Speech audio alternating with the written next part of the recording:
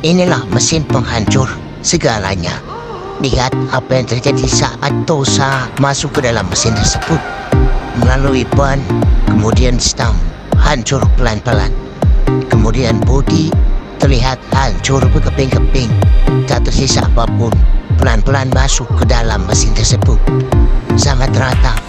Terlihat apa? Wow, terlihat besi pun penyok begitu mudahnya. Apa yang kalian tahu? Apa yang kalian pikirkan? Coba komen.